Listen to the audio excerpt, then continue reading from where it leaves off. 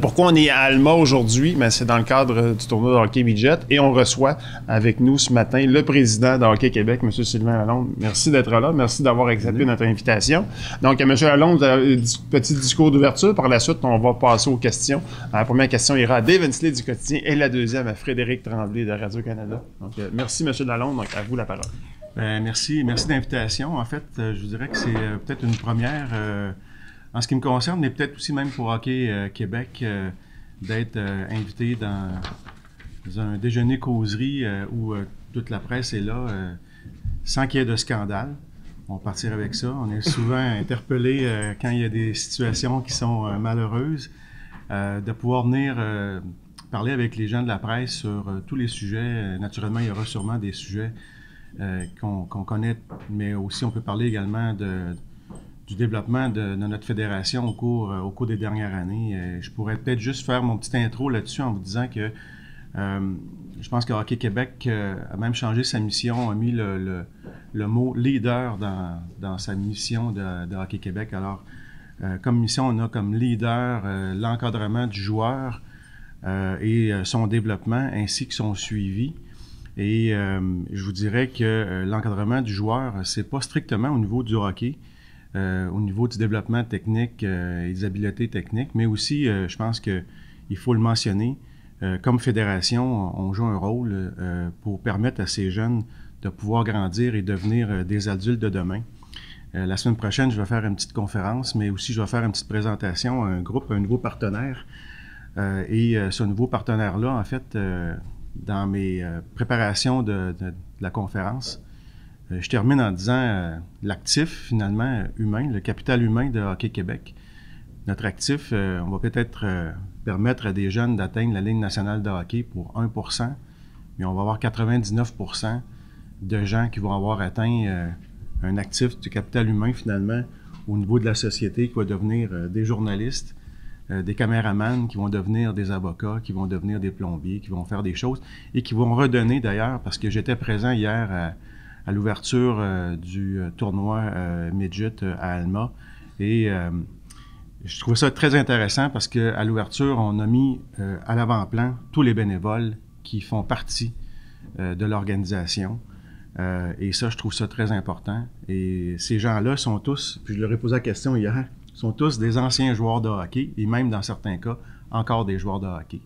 Alors, c'est juste pour vous montrer à quel point, je pense, comme fédération, on règle des problèmes, on en discute beaucoup, mais on contribue, je pense, à faire en sorte qu'on a une meilleure société et on contribue également aux saines habitudes de vie. Alors, c'est un changement de discours souvent parce qu'on est toujours appelé à soit commenter le comportement d'un parent, pourquoi l'arbitre a agi de telle façon, bref. Moi, je pense qu'il y a des discours qui sont importants et il y a aussi des messages qui sont importants. Et je suis heureux de faire partie de cette fédération-là qui fait en sorte que on peut faire la différence chez nos jeunes, mais aussi chez des adultes qui sont partie prenante de cette fédération. Voilà. Merci, M. Lalonde. Donc, j'avais annoncé la première question à Dave Hensley du Quotidien. J'invite nos autres collègues, si vous avez des questions, vous avez juste à m'envoyer la main et puis par la suite, je vous mets dans la liste. Donc, Dave Hensley, le Quotidien. OK.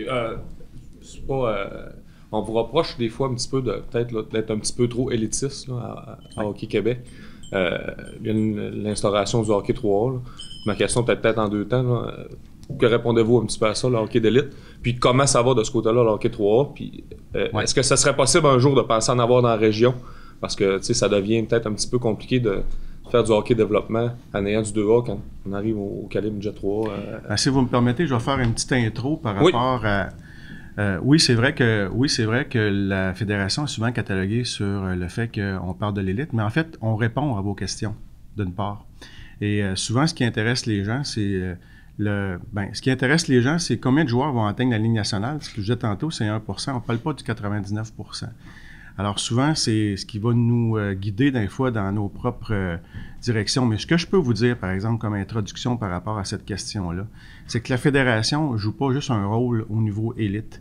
D'ailleurs, dans tous mes écrits, je fais toujours allusion à ça en disant Le programme le plus important à la fédération, puis qui comprend le nombre de joueurs le plus imposant, c'est le programme d'initiation au hockey. Il y a 35 000 joueurs de hockey qui finalement sont dans nos programmes MAG, nos programmes initiation de hockey. Et ça, nous, on met énormément d'emphase sur ce programme-là. Par ailleurs, au cours des dernières années, suite au sommet du hockey québécois, c'est pour ça que je fais une intro, là, ça va vous situer. On met des budgets importants là-dedans. Nous, on a pris une direction assez importante au niveau des ressources humaines à mettre en place. Il y a des gens au sommet qui nous disaient comment voulez-vous que les jeunes puissent acquérir des habiletés quand ils sont enseignés par des ceintures blanches plutôt que des ceintures noires. C'était l'allusion qui a été faite à l'époque. Et c'est un gars qui a joué au hockey d'ailleurs dans la région ici. C'était Marc Denis qui avait dit ça en particulier. Alors, à partir de ce moment-là, nous, on a mis des budgets et une structure pour appuyer l'initiation au niveau du programme MAG avec des maîtres entraîneurs. Alors, il y a presque $1,5 million qui est investi dans ce programme-là annuellement. C'est quand même assez important. Là. C'est quand même, on vient appuyer l'ensemble de nos structures, mais l'ensemble de nos spécialistes par rapport à ça. Ça, c'est un volet quand même important, mais c'est certain que ça ne prend pas toujours les manchettes, comme on dit, bien évidemment. Tout ce qui s'organise au niveau du hockey québécois s'organise à 85%, à 90% pratiquement de hockey de récréation et de hockey de récréatif, finalement, pour l'ensemble de nos jeunes. De là, mon introduction tantôt en disant, on n'est pas obligé de faire juste de l'élite pour qu'on puisse évoluer au hockey pendant toute notre jeunesse, mais également continuer à jouer aussi quand on est adulte. Alors, on est dans cette sphère-là. Moi, je fais toujours allusion à la fédération, en fin de compte, c'est comme je fais l'image d'une commode, et dans une commode, il y a plusieurs tiroirs. Alors, dans le tiroir, on a le tiroir de l'élite, et je fais beaucoup attention dernièrement, au cours des dernières années, je vous dirais, pour situer les gens sur le propos et sur quoi on travaille. Alors, quand on parle de l'élite, je leur dis toujours, on est dans le tiroir de l'élite, là. Il faut pas que les gens nous envoient des tomates parce que on est dans le tiroir de l'élite. On vous parle de ça. Ceux qui sont dans l'entour de la table, on dit on est dans le tiroir de ça, on travaille là-dessus. Quand on tire le tiroir du hockey luge, parce qu'on s'occupe de hockey luge maintenant, on s'occupe avec nos centres de réadaptation à travers le Québec pour que les jeunes puissent évoluer au hockey puis qui ont eu des handicaps, ou qui ont des handicaps, pardon. Alors, on tire le tiroir et on s'en occupe. On tire le tiroir du hockey féminin, on tire le tiroir du hockey récréatif, on tire le tiroir de l'initiation. Bref, c'est quand même assez important. Alors, si j'ai un message à vous lancer aujourd'hui, ce qui est important aussi, c'est que lorsqu'on parle de l'élite, on ne devrait jamais le mettre en opposition finalement avec quelque chose d'autre. Alors, c'est ça que j'essaie de faire, moi, au cours des dernières années, là. Je tente de situer les gens sur quoi on travaille. Alors, si on travaille sur l'initiation, on est dans le tiroir et on le dit, de ne pas le mettre en opposition. Parce que souvent, c'est le réflexe qu'on reçoit. Et beaucoup de parents aussi, des fois, ont le même reproche. Vous savez, les blogs aujourd'hui, ça va tellement vite que... mais pourquoi qu'on met toujours en opposition? Mais je me dis, on doit s'occuper de l'ensemble de notre clientèle et le tiroir de l'élite fait partie de notre clientèle. Ça fait partie de notre rôle également. Est-ce qu'on met des ressources additionnelles par rapport à ça? Bien, c'est la loi de Pareto. La loi de Pareto, c'est 80 et 20. Puis c'est toujours comme ça.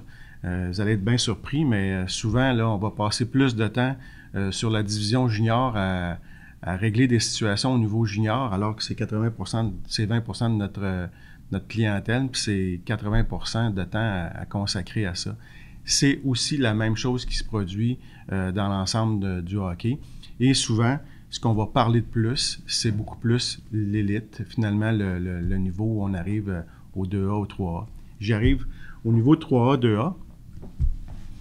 Suite au sommet du hockey québécois, c'était la première recommandation, entre autres, c'était de mettre en place un régime qui permettrait aux meilleurs éléments d'évoluer avec les meilleurs éléments. Les meilleurs joueurs avec les meilleurs joueurs, bref. Au niveau de notre position, nous, on a toujours dit, on ne veut pas diluer nécessairement en très bas âge le fait que les jeunes puissent évoluer dans un encadrement soutenu. Pourquoi? Parce que l'entonnoir vient assez vite et on considère qu'en bas âge, notre rôle, c'est de permettre à un plus grand nombre de joueurs au moins d'être dans le collimateur pour pouvoir justement être en mesure peut-être plus tard de faire le midget 3, le junior majeur. Alors nous, on a toujours préconisé finalement par structure de développement. On a 15 structures de développement et je fais un parallèle, je fais juste un clin d'œil comme ça. Souvent, souvent les gens vont faire aussi des comparatifs ou vont aller faire des entrevues dans d'autres pays comme la Suède ou la Finlande. Ben, si vous voulez savoir, on les a reçus chez nous. C'est drôle parce qu'ils nous disent « c'est bon ce que vous faites ». Ben, on aimerait ça que vous le dites aux autres. Mais finalement, on se compare, puis on est comparé aussi à d'autres pays. Bref, on a 15 structures de développement à travers la province, ce qui est comparable à la Suède avec 12, ce qui est comparable avec la Finlande avec 10. Sauf qu'eux sont des pays, nous, on est une province. Puis je trouve qu'on fait quand même bien pour une province avec tout ce qu'on a.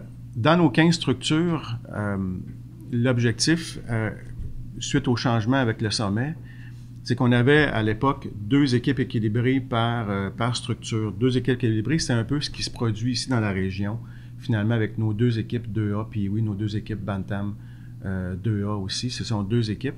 Dans le fond, non, c'est pas comparable parce qu'ici, on est 2 secteurs. Mais ce qu'on peut retrouver dans d'autres régions du Québec, c'était 34 meilleurs joueurs, les 34 meilleurs joueurs qui se retrouvaient à être séparés dans 2 clubs, mais de façon équilibrée. Ce que nous avons fait finalement, surtout au sommet, c'est qu'on a dit on prend les 34 meilleurs joueurs, mais on va structurer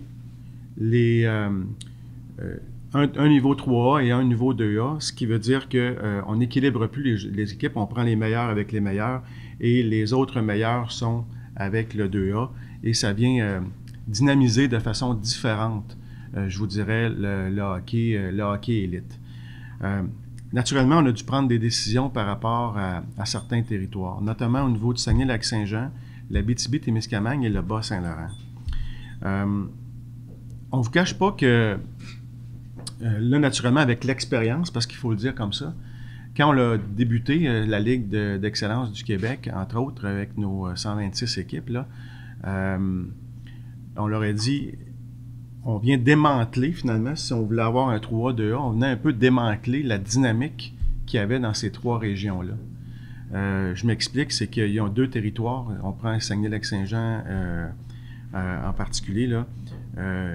Il y a 2 territoires, puis si on fait un 3A, 2A, notre crainte que nous avions, et on l'a encore un peu, c'est que les jeunes ne se rendent pas finalement jouer dans le territoire où on a le 3A.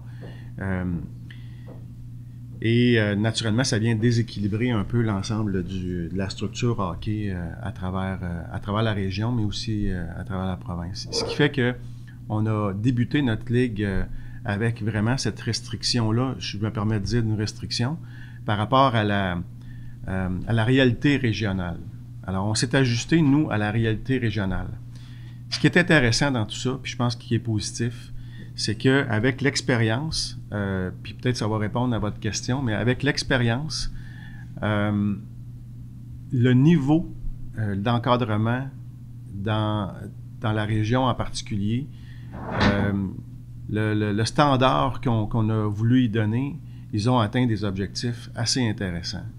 Le Bas-Saint-Laurent a atteint des objectifs assez intéressants, même que l'an passé, l'équipe Midget 3, je fais un parallèle, il y avait 100% de joueurs de leur région dans le Bas-Saint-Laurent qui faisaient partie de l'équipe des Albatros. Ça veut dire qu'au fil des ans, ils ont contribué finalement, chacune des régions, à mettre en place des standards qui permettent à des jeunes de pouvoir atteindre le niveau Midget 3, ce qu'on appelle, nous, la pyramide de la structure de développement. Alors ça, c'est quand même intéressant.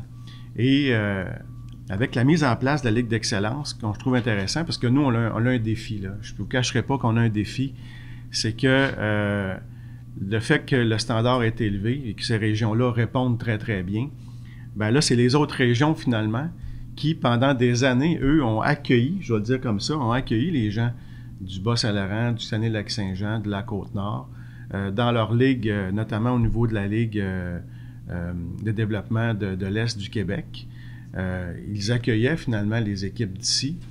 Et c'est eux qui avaient de très, très bonnes équipes puis qui venaient faire un tour ici. Alors là que maintenant, il y a comme un défi, parce que les équipes qui se présentent ici, c'est eux qui nous disent, bon, ben là, nous, on a tout un challenge parce qu'ils ont de fortes équipes. Ça serait intéressant peut-être d'évaluer, est-ce qu'ils pourraient évoluer dans le 3A plutôt que dans le 2A. Alors, c'est la pression qui vient, pas maintenant de la région, mais qui vient de l'extérieur de la région.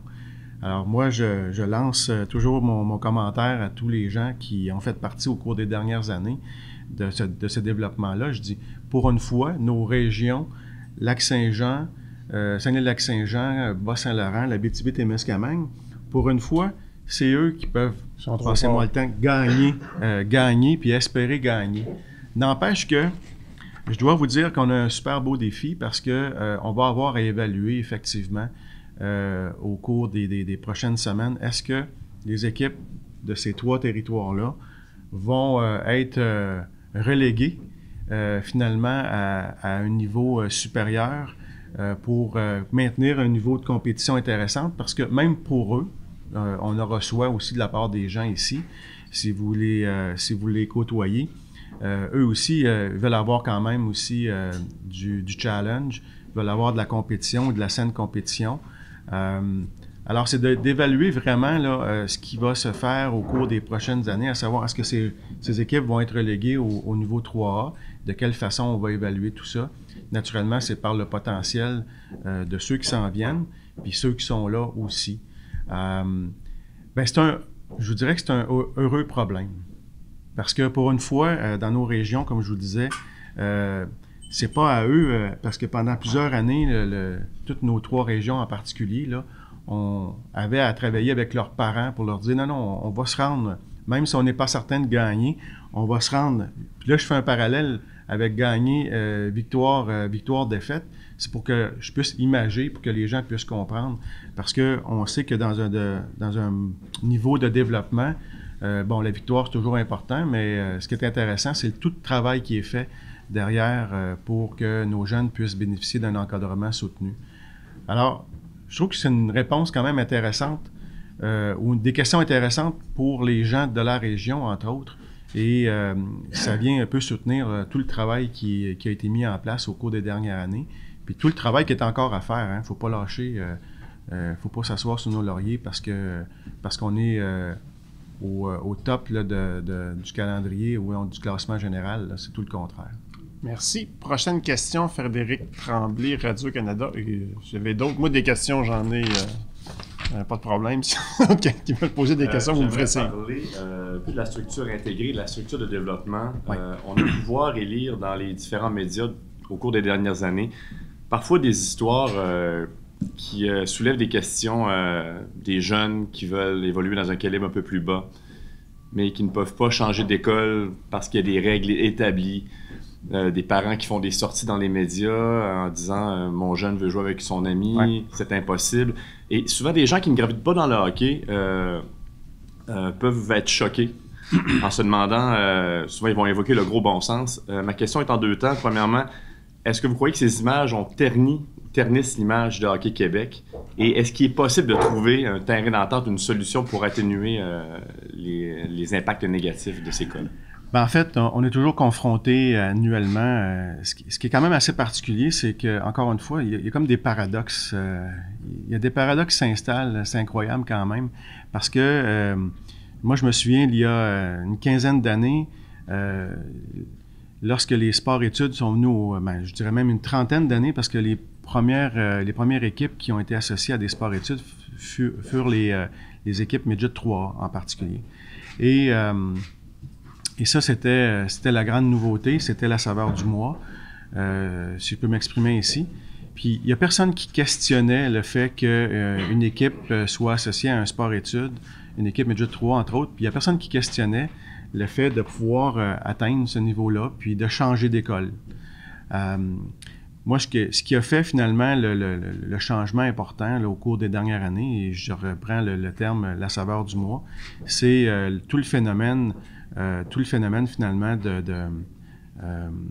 la création de nouvelles équipes dans les écoles. Parce que ce qui est particulier, c'est pour ça que je dis que c'est un paradoxe, les gens ne questionnaient pas quand il y avait seulement qu'une équipe dans une école, parce qu'ils changeaient d'école puis ils se rendaient à cette école-là. Mais lorsqu'on crée, je vais prendre le terme, une concurrence, lorsqu'on crée une offre de service dans une autre école, là, le phénomène de votre propos, entre autres, du questionnement, entre autres, en disant ben, pourquoi je n'aurais pas le choix de l'école? À ce chapitre-là, moi, je vais vous dire que la Fédération, au cours des dernières années, travaille de concert avec l'ensemble de ces régions. Notre position provinciale est assez claire à ce niveau-là. Puis je vous le dis, je le dis candidement parce que on a dans nos rangs maintenant tout le hockey associatif. Il y a 250 associations de hockey mineur à travers la province. On calcule 7500 clubs de hockey. C'est quand même assez important. On calcule actuellement, on a la Ligue de hockey, la LHPS, la Ligue de hockey préparatoire scolaire, qui est un membre associé à la Fédération. Et, naturellement, tout ça s'est fait au cours des dernières années, mais ça crée, et le RSEQ, et le RSEQ aussi, qui est un membre de Hockey Québec. Bref, on a comme élargi l'offre de services pour l'ensemble des gens, ce qui amène ce questionnement-là, ce qu'on n'avait pas dans le passé.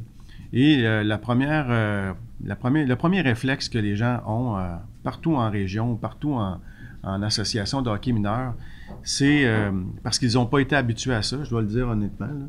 Les gens n'ont pas été habitués à avoir alentour d'eux une forme de concurrence. Alors, quand tu n'es pas habitué, puis que tu es assis à une table pour prendre les inscriptions le samedi matin, puis tu es la seule table d'inscription du hockey, alors que maintenant, il y a plusieurs tables d'inscription de hockey, le premier réflexe, c'est d'avoir une situation défensive, puis là, de vouloir créer des règles pour pouvoir conserver ce monopole, si vous me permettez l'expression. Là, je vais faire plaisir à bien des gens qui sont dans le domaine de la concurrence, mais quand même, ça fait partie des défis que nous avons relevés, je vous dirais, au cours des dernières années. Alors aujourd'hui, je suis obligé de vous dire que dans l'ensemble, là, les gens, ils connaissent plus, en fait, la façon de pouvoir attirer des jeunes dans leur programme. Et bien évidemment, il va y avoir une réflexion aussi importante parce que, quand je vous dis le paradoxe, c'est que les gens, même les médias, vont nous dire qu'est-ce que vous faites pour le développement? On fait des choses pour le développement, mais qu'est-ce qui vient qu'on peut être meilleur encore? C'est quand on a une concentration de nos programmes à des endroits. Si on les multiplie, bien évidemment, on va multiplier également la diversité. On va faire en sorte qu'on multiplie aussi les statuts d'encadrement. Des joueurs de talent ouais. qui veulent vraiment aller dans un calibre inférieur et que les histoires, lorsqu'on lit, on a l'impression qu'on leur met constamment des bâtons dans les roues. Et là, on se dit, parce qu'ils veulent, des fois, la raison, c'est d'aller évoluer avec leurs amis. D'autres vont dire, on sait bien, ils préfèrent être le king dans une division plus basse. Ça arrive, savez-vous. Mais la finalité de ça, c'est que le joueur se retrouve dans son milieu où il voudrait aller aussi. Sauf que, puis je m'adresse à vous également, parce que peut-être qu'on a un rôle tous à jouer par rapport à ça. À quelque part, c'est drôle parce que j'étais à Québec avant hier, et une anecdote plutôt qui est ressortie, c'est qu'un des jeunes, justement, n'a pas voulu aller jouer dans le haut calibre et s'est retrouvé dans le simple calibre. Et le premier commentaire qui est ressorti, il dit « Oui, hier soir, il a fait 7 buts. » Comment on fait? Je veux dire, nous, il n'y a pas de réponse exacte à ça, mais comment on fait pour équilibrer? D'ailleurs, c'est comme ça que la Fédération a bâti l'ensemble de son réseau à travers la province. Il fonctionne par classe, par niveau d'habileté. Et ça permet à des jeunes de pouvoir espérer finalement ou même d'évoluer dans un calibre où ils ont du plaisir. Alors, comment on peut avoir du plaisir, je vous fais l'anecdote, comment on peut avoir du plaisir finalement à jouer contre une équipe où un joueur va venir déséquilibrer l'ensemble d'une ligue. Alors, c'est certain qu'on est encore interpellé par ça. C'est pour ça que je vous dis, il y a 2 poids, 2 mesures. Alors, est-ce qu'il y a vraiment une bonne réponse à ça? Moi, je dis qu'au cours des dernières années, ce que nous avons fait, c'est qu'on a interpellé souvent les parents pour peut-être faire mieux comprendre quel est notre rôle aussi, mais quel impact qu'il peut avoir aussi et de quelle façon. Souvent, c'est une méconnaissance du programme. Des fois, c'est une méconnaissance aussi du programme scolaire qui est offert. Alors nous, on se dit, prenons plus la tangente, pas d'une réglementation stricte, parce que je pense qu'on était, je pense qu'au cours des 2-3 dernières années, là, j'estime que la Fédération a joué un rôle de mobilisateur vis-à-vis la nouveauté, la saveur du mois du hockey scolaire, en particulier, entre autres. Et souvent, c'est plus par méconnaissance des programmes que les gens vont peut-être prendre une tangente différente. Puis je vous le dis, là, les dossiers, on les règle. Il n'y en a pas énormément. Je vais vous dire, à notre niveau, à nous, là, si on a 10 dossiers, mais c'est quand même 10 bons dossiers, là. Mais parce que c'est ceux-là souvent qu'on va entendre parler. Et vous savez, il y a 100 000 joueurs de hockey à travers la province. Si on a 10 dossiers par année, je pense qu'on est capable de faire la part des choses. Vous avez parlé tout à l'heure de la région et bon, la nouvelle structure de développement. Ici au Saguenay-Lac-Saint-Jean, les 2 derniers joueurs d'impact à avoir été formés dans la région faut remonter à Michel Goulet et Mario Tremblay. Ça fait longtemps. Qu'est-ce qui peut expliquer qu'une région où ça joue ici, il y a toujours eu des équipes, ça joue beaucoup, les patinoires extérieures, c'est plein, que pendant qu'il y a une si longue sécheresse dans une région comme ici, parce que Michel Goulet, c'est loin, là. Oui, on s'entend. J'avoue honnêtement. Moi, ce chapitre-là, je suis toujours un peu... je prends toujours un peu de recul parce que, bon, écoutez, la sélection des joueurs de hockey, la sélection des joueurs ne nous appartient pas. La sélection est faite en fonction des besoins de chacune des équipes de la Ligue nationale de hockey. La sélection des joueurs de la Ligue de hockey junior majeur du Québec est faite en fonction de leurs besoins aussi, de chacune de leurs équipes. Nous, on les amène à 16 ans. Jusqu'à 16 ans, ils sont sélectionnés par la suite à la Ligue de hockey junior majeur du Québec, qui, eux, naturellement, vont faire les derniers pas pour permettre à des jeunes de pouvoir atteindre les hauts niveaux là, en tant que tels. Se comparer à Goulet, ben, c'est un peu aussi se comparer comme à Éric Desjardins, parce que en Rouyn-Noranda, c'était une pépinière de joueurs à l'époque, puis aujourd'hui, ils ne le sont plus. Mais est-ce que c'est parce que le développement des joueurs se fait pas bien dans ce secteur-là? Il n'y a pas vraiment de réponse précise. Il y a autant de joueurs qui jouent, il y a autant de développement, même sinon plus. Je vous dis, même nous autres, on se pose même la question. Aujourd'hui, les jeunes, ils sont encadrés de façon incroyable comparativement au passé. Naturellement, je vous dirais que toute la business de la Ligue nationale de hockey a changé. Il y a une trentaine d'équipes maintenant. À l'époque, on n'en avait pas. Il y avait des choix à l'époque où les Canadiens étaient... Les Canadiens... Ça aidait. Canadiens français, Canadiens anglais, ils étaient sélectionnés de façon quasiment naturelle. Ça a beaucoup aidé, ça a beaucoup évolué. On est dans des marchés complètement différents. Aujourd'hui, on est dans un marché mondial. Puis ce marché mondial-là, ben, je pense que tout le monde le sait. C'est partout pareil, qu'on soit en affaires ou qu'on soit dans le sport. Ça l'a changé énormément. Est-ce que c'était seulement une question de hasard génétique? Écoutez, on n'a pas fait d'études par rapport au, parce que au hasard génétique. On dit, comme vous le dites, les joueurs sont mieux encadrés, tout est mieux, puis ça fait 35 ans qu'il n'y a pas un joueur qui a percé de bonne façon. Puis à chaque année, ben en fait, il y en a quand même. Là, il y a quelques-uns, mais je parle de... On en a quand même plusieurs Québécois encore, mais avec Saguenay-Lac-Saint-Jean, il faut vraiment remonter à Michel Goulet. Mais honnêtement, même au niveau statistique, de façon générale, là, dans ce qui me concerne, de façon générale, on ne sera jamais gagnant, même si je m'arrêterais année par année à analyser le nombre de joueurs sélectionnés ou qui vont atteindre la Ligue nationale ou qui vont avoir joué un match dans la Ligue nationale. Honnêtement, je vais toujours être négatif. Je vais toujours être sur une pente négative parce que on n'atteindra pas les mêmes niveaux. Pourquoi? Parce que le hockey est devenu mondial. Ouais. Fait qu'à ce moment-là, les statistiques ont changé.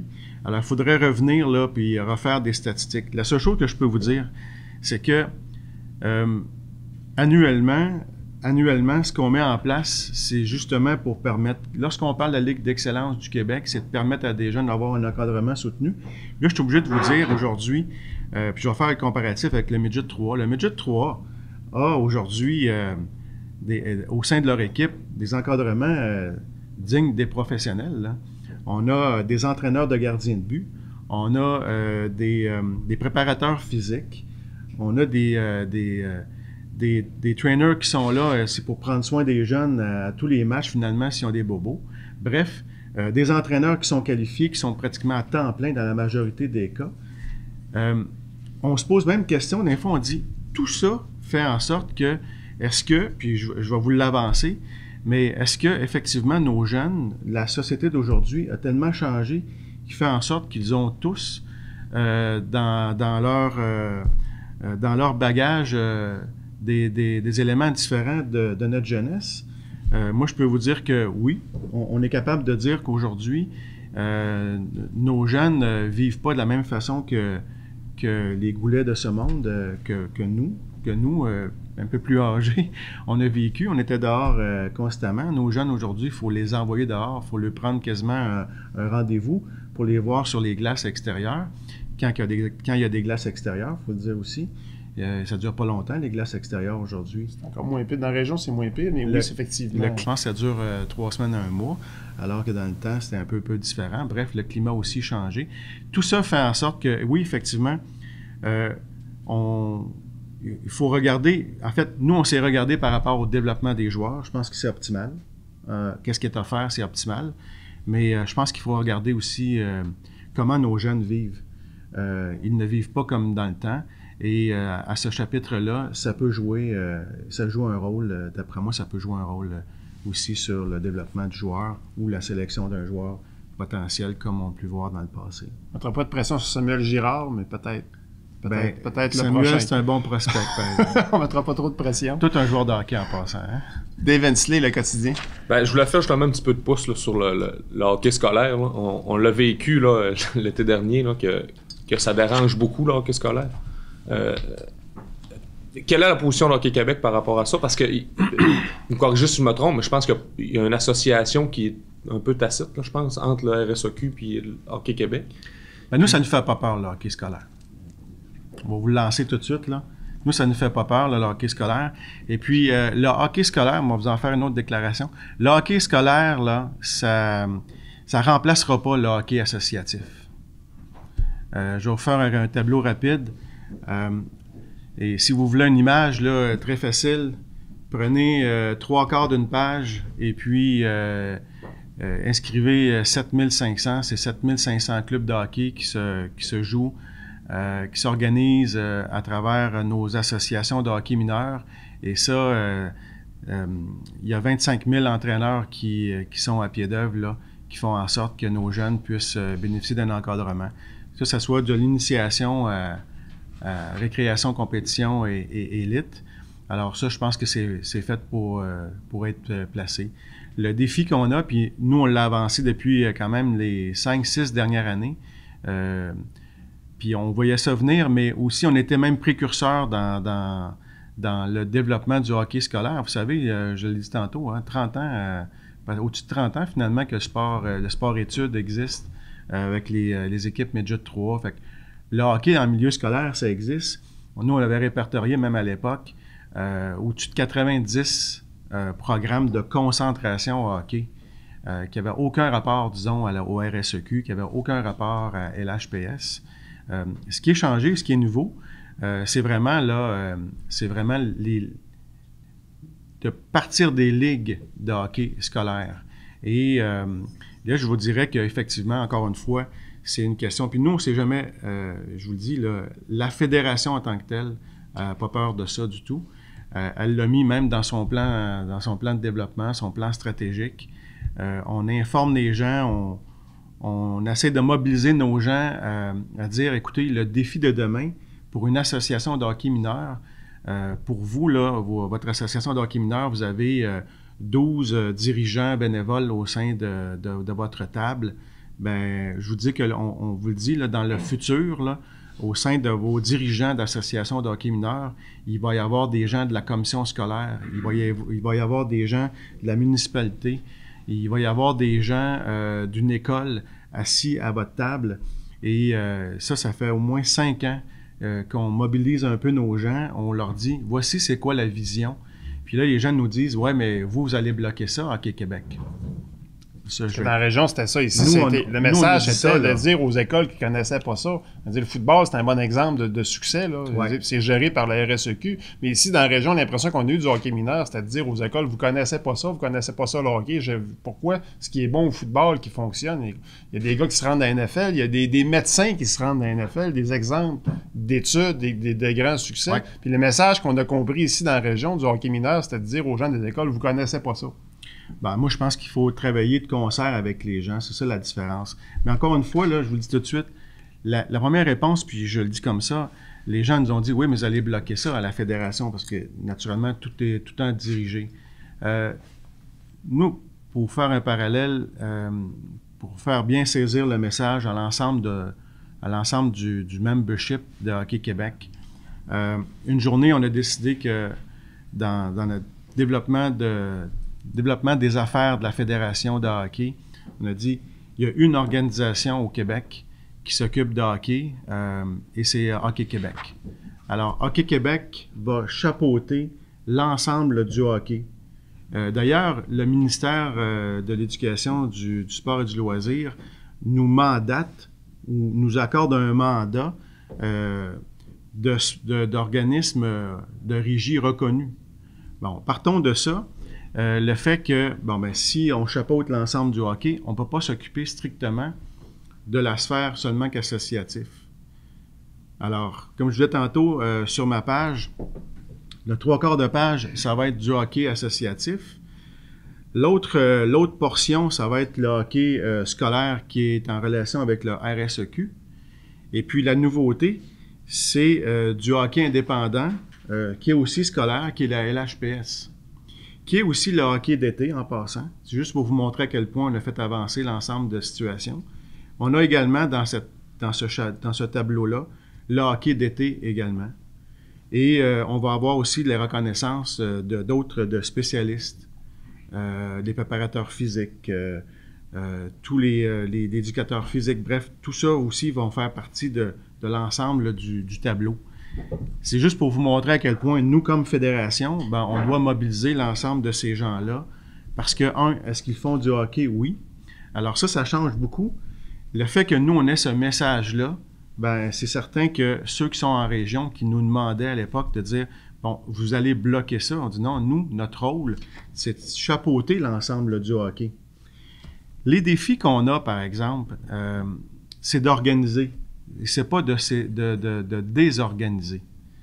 Ça, c'est le défi que toutes les régions ont aussi. Il faut le mentionner, là. Dans la région en particulier ici, je vais revenir là, sur les compétences. Ouais. OK? Je vais revenir là-dessus, je trouve ça intéressant. Mais je veux juste, par exemple, vous aborder sur le fait que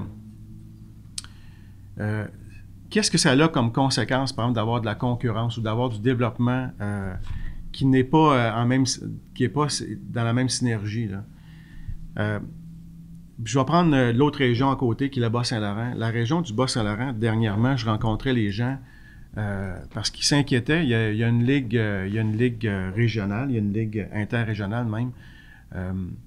Et eux, ils s'inquiétaient à savoir, il y a une équipe qui appartient à la LHPS. Puis on disait toujours aux gens, qu'est-ce qui vous empêche de faire du hockey? Il y a une équipe, on parle de 17 joueurs. C'est pas ça qui va venir déséquilibrer l'ensemble du hockey. Mais c'est pas ça la question. La question, c'est est-ce qu'il va y avoir 5 autres équipes qui vont être attachées, exemple, à un réseau scolaire qui va venir en faire en sorte que ces 5 équipes-là, c'est des vases communicants. C'est qu'on a 10 équipes. Si on en enlève 5, il va nous en rester juste 5. Comment on va faire du hockey, du bon hockey organisé finalement? C'est ça la question qu'il faut se poser. C'est ça le défi qu'on doit se poser. Pas les chicanes entre les individus, là. c'est plutôt de savoir comment on va organiser au sein de nos régions du hockey scolaire et du hockey civil. Est-ce que, puis là je vous le lance, puis je l'ai lancé, puis là les gens sont tous surpris de ça, mais est-ce que le hockey scolaire peut se jouer dans du hockey civil? Bien, la réponse, c'est à des endroits, oui. Et ça aussi, c'est une nouveauté. Parce que même pour le niveau scolaire, puis regardez bien, là, il y a 100 équipes de hockey. Il y a 100 équipes de hockey au niveau provincial, au niveau scolaire. Alors, comme je dis aux gens, c'est pas ça qui va venir déséquilibrer, mais indirectement, oui, s'il y a une forte augmentation. Alors, dans une région, c'est ça qu'il faut se poser comme question. Et ça, c'est le travail qu'on va devoir faire, nous, au cours des prochaines semaines. Puis là, je vous dis bien des prochaines semaines. C'est d'amener l'ensemble du réseau scolaire, parce que même au niveau scolaire, eux aussi, il y a comme 2 groupements. Tu sais, on a le LHPS, on a le RSEQ. Le RSEQ qui a le mandat de gérer le hockey dans les écoles. Sauf que la LHPS, ils sont dans un regroupement indépendant. Ils forment le ligue, ils travaillent avec leur secteur, puis c'est bien correct comme ça. Si on n'avait pas eu de cette ouverture-là, ben, je pense qu'on serait encore en train de discuter de un est meilleur que l'autre, alors que tous les gens qui font du hockey ont une place au sein de la fédération. Et nous, notre rôle, au cours des prochains mois encore, ça va être vraiment de s'assurer que dans chacune de nos régions du Québec, il y a une bonne synergie qui peut se faire entre le hockey scolaire et le hockey civil. Puis pourquoi je vous dis ça? C'est que l'autre préoccupation qu'on a, parce que je pense qu'on n'en parle pas beaucoup, mais c'est quand même une préoccupation que nous, on a, c'est les coûts associés à la pratique du hockey. Les coûts associés à la pratique du hockey, tout le monde va nous en parler au niveau élite, ça coûte extrêmement cher, ils vont tous nous dire ça. Mais quand on décortique le produit en tant que tel, on dit c'est pas plus pire que d'évoluer au niveau élite, en patin artistique, au soccer élite. C'est pas plus pire que d'évoluer en ski acrobatique, en ski alpin. Bref, prenez tous les sports, là. Tous les sports d'élite ont toujours un coût associé à ça. Et si on fait des comparables, le hockey n'est pas au-dessus de la mêlée, là. Il est comparable. Alors, moi, à ce niveau-là, j'ai pas trop de problématiques. Cependant, si on avait des synergies, par exemple, au niveau de nos réseaux, je pense qu'il pourrait y avoir aussi des économies. Une équipe seulement, ici, bien, regardez l'exemple, on a 2 équipes juvéniles. On a 2 équipes juvéniles dans la région ici. Ces 2 équipes-là, ils évoluent un contre l'autre à l'occasion, mais sont obligés de s'expatrier ailleurs pour aller jouer. Il y a des coûts associés à ça. Et contrairement à bien des gens, moi, ça, c'est le paradoxe que je vois aussi, c'est que le hockey civil, ça coûte énormément cher. Le hockey scolaire, c'est beaucoup plus abordable. C'est pareil. Si on joue au hockey, peu importe l'endroit, il y a des coûts qui sont associés à ça. Alors, faites juste le parallèle avec 2 équipes juvéniles. Ils doivent faire des voyages constamment pour aller jouer leurs matchs. Comparativement, s'il y avait une ligue de 10 équipes, je fais le comparable avec 10 équipes de même catégorie d'âge, ici dans la région, ben, on voyage dans la région seulement, puis on va faire des tournois à l'extérieur. Donc, je pense qu'au niveau des coûts, il faut les faire, les comparables d'un fois. Ça, c'est une préoccupation qu'on a. Et quand je vous parlais tantôt d'une synergie potentielle, est-ce que ces 2 équipes juvéniles ne pourraient pas jouer aussi, puis c'est là que je vous l'avance, puis là je sais que ça va faire discussion dans bain, puis je lance de toute façon mon débat, parce qu'on est dans cette réflexion-là au cours des prochaines semaines. Ces 2 équipes-là, pourquoi ne pourraient pas évoluer également dans la Ligue régionale et aussi dans leur niveau provincial? Juvénile, c'est quoi, Bantam? Juvénile, c'est midget. Midget? Oui. Donc, il pourrait avoir une ligue régionale qui a le juvénile, les équipes scolaires joueraient contre des clubs midget. Exactement ça. Alors là, on vient de rapprocher des jeunes. Je reprends votre propos tantôt en disant, ben là, il y a des jeunes qui ils veulent faire un choix, ils veulent aller à l'école. Regardez ce que ça amène comme synergie. C'est très, très différent comme approche, mais il va falloir y penser sérieusement. L'autre élément important... Peut-être rapidement, est-ce qu'il y a d'autres questions, monsieur? Oui, je vais peut-être terminer là-dessus. L'autre élément important, c'est tout le phénomène du service ou de l'offre de service, finalement, des écoles. Parce que ça nous amène aussi à ça. Alors, les écoles veulent se démarquer. Alors, sont aussi en concurrence, les écoles, en passant. les commissions scolaires, les écoles, ils sont toutes en concurrence aux autres aussi. Ils veulent avoir des étudiants dans leur école. Alors, pour se démarquer, ben ils vont instituer des choses à l'intérieur de leur école. Alors, dans le passé, on avait des sports-études. Aujourd'hui, les sports-études, on n'est plus... Avant, c'était notre concentration. Tout le monde allait dans les sports-études. C'était comme limité à des sports-études. Aujourd'hui, bien, on rouvre des équipes de hockey, on rouvre des équipes de football, on rouvre des équipes de basket, sans nécessairement avoir une ligne directrice par rapport soit un plan de développement de l'excellence, soit un plan de développement au niveau compétitif. Bref, c'est un petit peu ça aussi dont nous, on est confrontés parce que les écoles, au niveau sportif, moi, je peux vous en parler. La LHPS, exemple, je peux avoir 10 intervenants à l'entour de la table, puis les objectifs de ces intervenants-là, ils sont différents. Il y avait 3 objectifs différents à l'entour de la table quand je les ai rencontrés pour la première fois. Une école, eux autres, c'était de dire, mais moi, je vais faire de l'élite, je vais faire de l'excellence, je vais avoir les meilleurs joueurs dans mon école, mais dans mon équipe également. Bon, OK. Ça, c'est une concurrence directe, disons, au 3A, 2A.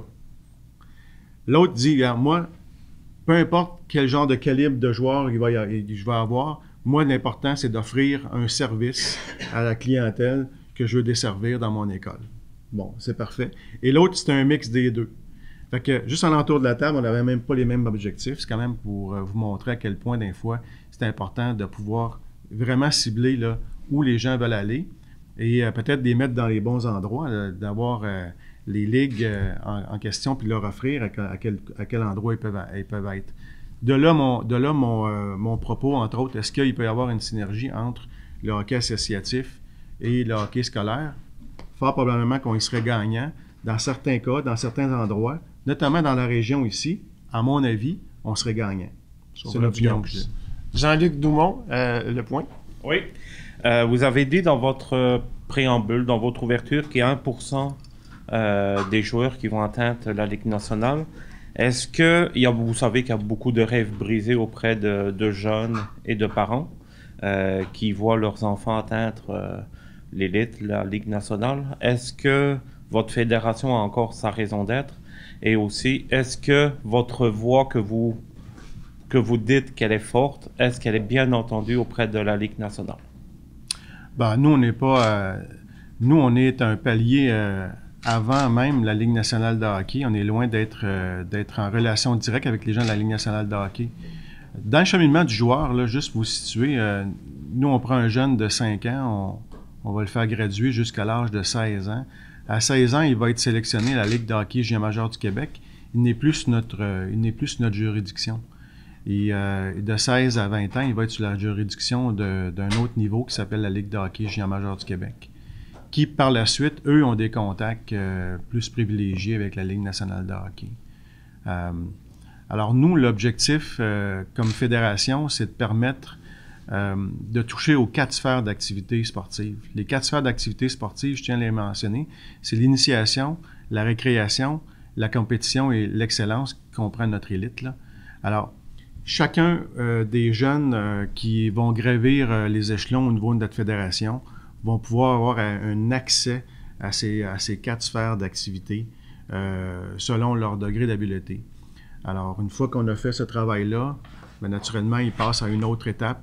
Et si vous voulez savoir si, oui, on a notre place, je pense que oui, parce que dans mon introduction, je vous disais que comme fédération, on est là pour l'ensemble des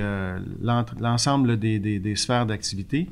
Alors, chacun des tiroirs a droit à avoir son plan d'action et nous, on touche à l'ensemble de ces éléments-là qui font en sorte qu'on va créer, entre autres, des gens qui n'atteindront pas la Ligue nationale, mais qui vont être des gens dans la société de demain.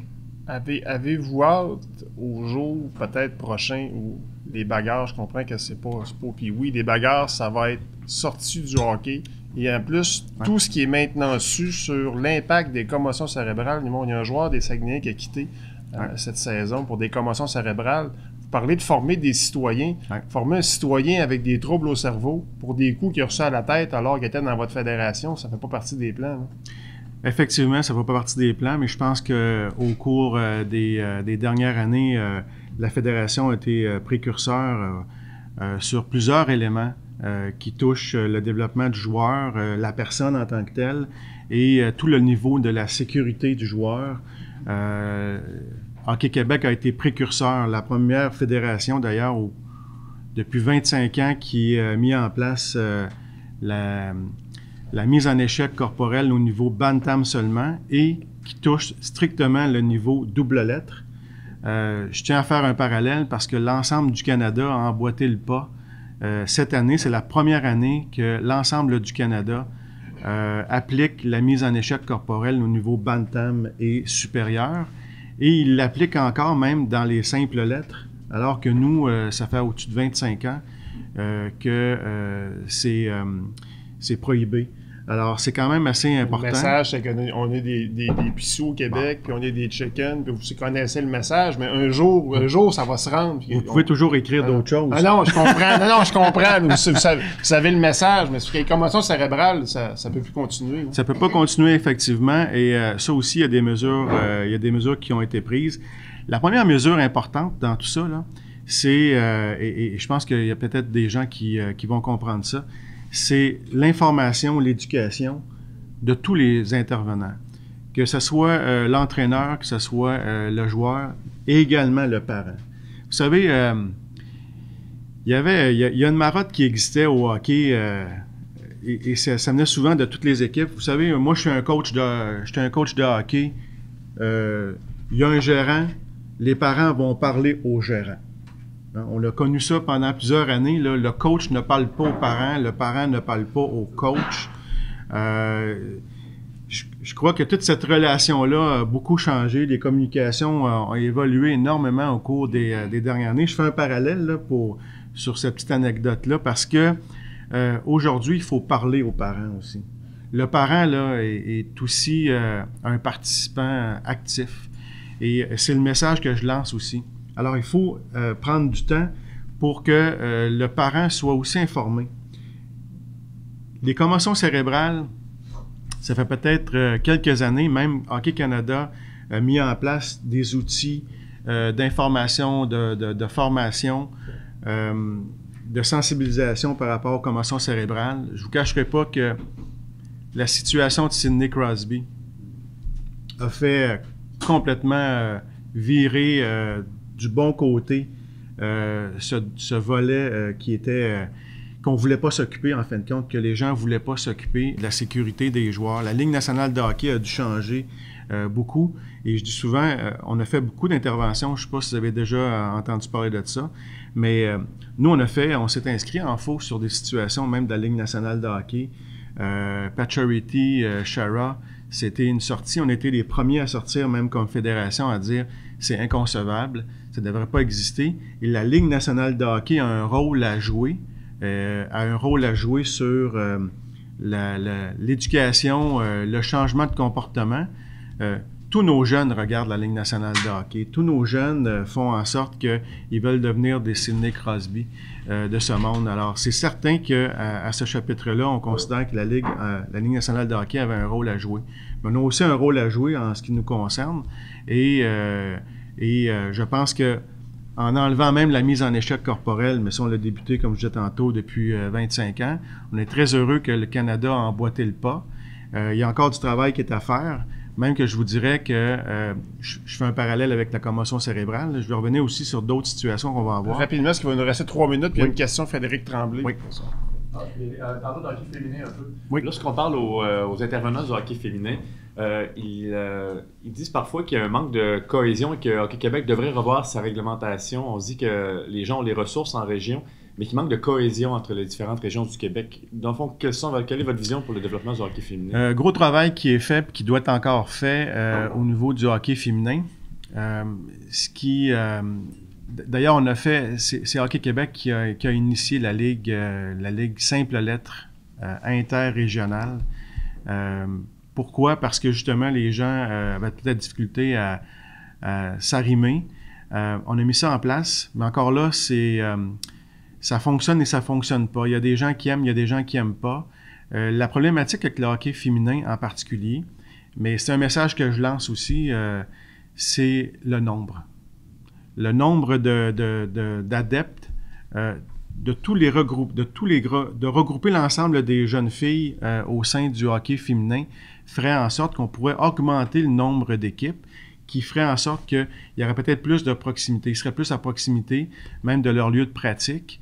Étant donné qu'on a un nombre restreint, on a à peu près 7000 jeunes filles de hockey. D'ailleurs, plusieurs des cas, ils veulent évoluer avec les garçons. Pour certaines raisons, c'est correct parce qu'il y a des parents qui ont un garçon et une fille, puis ils peuvent évoluer dans la même équipe. C'est plus facile pour eux au niveau familial, on comprend. Dans d'autres cas, ils veulent simplement jouer avec les garçons. On a une espèce de défi de taille ici de regrouper l'ensemble des jeunes filles pour que justement il y ait une meilleure synergie. Et ça, je vais vous avouer honnêtement, c'est un défi pour toutes les régions du Québec. Ici, dans la région, je me souviens bien, en fait, c'est encore comme ça, il y a quelques équipes de hockey féminin qui font en sorte qu'ils font des regroupements. Il y a des jeunes filles qui partent du lac pour aller jouer au Saguenay, du Saguenay pour aller jouer au lac. Bref, c'est quand même assez particulier. Dernière minute de jeu. Oui, dernière minute de jeu. On va être en prolongation, faites-vous-en pas. Et ça, c'est un défi de taille, mais en fait encore, c'est par rapport à la conjoncture du nombre de jeunes filles qui fait en sorte que on n'a pas les meilleurs éléments sur la table pour pouvoir faire en sorte que le hockey se développe correctement au niveau du hockey féminin. Merci beaucoup, M. Lalonde. On aurait eu encore plein de questions et Oui. à jaser. Donc, merci d'avoir été là et d'être venu. Merci à tous les collègues de s'être déplacés à Alma ce matin. Merci beaucoup tout le monde. Merci à M. Lalonde. Merci infiniment.